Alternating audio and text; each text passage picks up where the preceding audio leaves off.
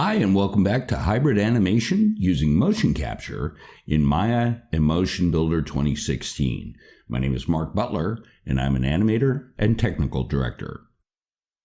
Hybrid animation, by definition, is using multiple animation techniques to bring your human IK rigged character to life quickly. Combining motion capture, hand-keyed animation, and procedural animation in Maya and Motion Builder involves a number of steps and disciplines, but once you have a good understanding of the principles, it's also very easy. In this first part, we're going to go over the fundamentals of hybrid animation, including organizing your asset library, understanding animation layers, understanding the story mode, and how to edit in story mode. That's where your power is going to come in with hybrid animation. In the next module, we'll produce Ronnie's animation for the Gigadisc scenes we've been creating up to now in this course. So let's get started. All right, so the first thing I want to talk about is proper setup of the scene just for you to work in, not so much the preparation of the character, all right? So the first thing that I like to do is I like to save a copy out as my blank scene, okay? So now that I have a blank scene, I'm going to save it out as the first scene I'm going to work on. And in this case, I'm going to give you an overview of hybrid animation, so I'm going to call it overview. All right, once that's done, you have many different layout options that you can pull down under the layout menu. In the previous modules, I showed you how to make your own custom layouts based off of the task that you were doing. And in this particular case, what we're going to be doing is a lot of work with many of the different tabs and windows. And so I usually just go back to the default view, okay, which is called editing. And I've created my own version of it, but it is basically the editing layout. It's the one that I learned, and it's the default Motion Builder layout. So I like to pull things over a little bit down here in this area, just kind of to give me some more space. Primarily, I'm looking at the asset browser, and I like to see it in the list form so I can see both the size and the modified dates in the columns here as well.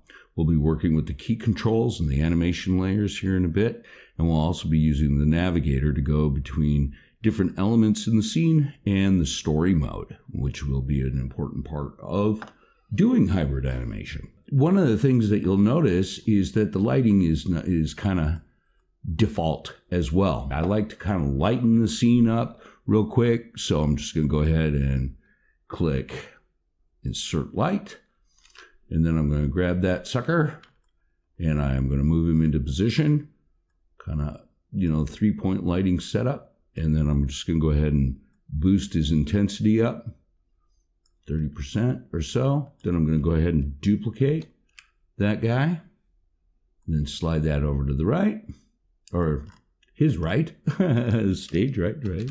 Duplicate one more time and move it to the back so I can see his back evenly lit as well.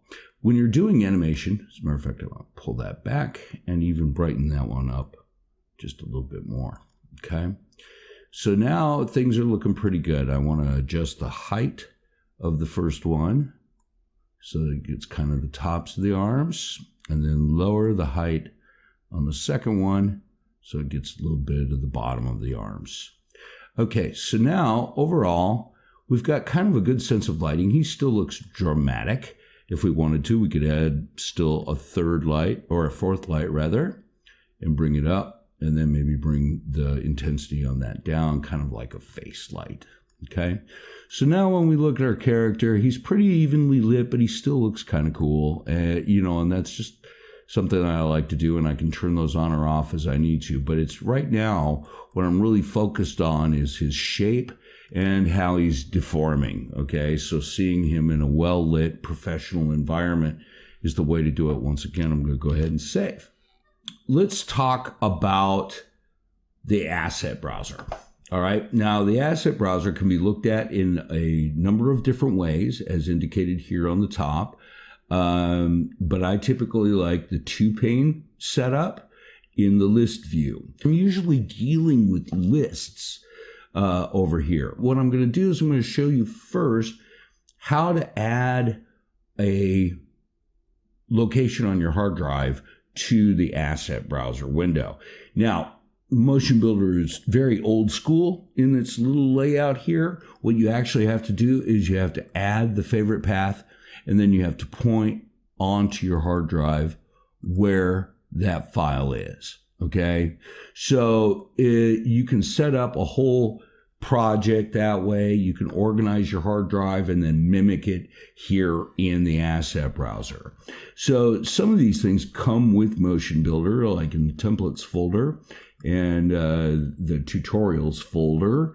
And then there are custom folders that I've set up, including my entire collection of motion capture that I've gotten over the years and from many different sources. Here we're looking at the folder for the famous Carnegie motion capture data that's free, hundreds of clips. And then I've got some clips from Mixamo, and I've got some clips from TurboSquid. Wherever I've gotten them over the years, I put them in a library. Now, that really becomes crucial to your ability to do hybrid animation. Having a library is one thing. Intimately knowing what's in your library is a completely other thing.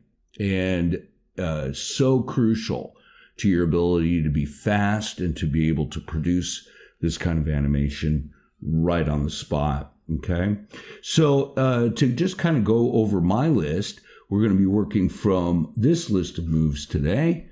And if we come down, we can see it's a very extensive list. Back fist, bat swing, box jab, clapping, cross arms, cup ear, drink, fall roll, fist pump, foot stomp, high kick. It keeps going on and on and on. It's a really good variety of motions that I use an awful lot. So it's basically my favorites folder. Okay. So you want to think in terms like that as you go through your library. What are your selects? Okay. And for every single scene that I do, I go and do a round of selections from my library to put over there. Now, perhaps you're going to shoot custom motion capture for that particular shot. Then you would put it into that particular folder, and you're going to be a lot closer to your end result. But you don't always need to do that. If you have an extensive library of motion capture moves, you can use hybrid animation to augment them quickly and easily, and you don't even have to bother the motion capture team, especially when you're in Previs. Often in Previs, we'll put together what the scene's going to look like, and then they go shoot it. Okay, so there's a real dependence on your library for a good motion capture editor and hybrid animator.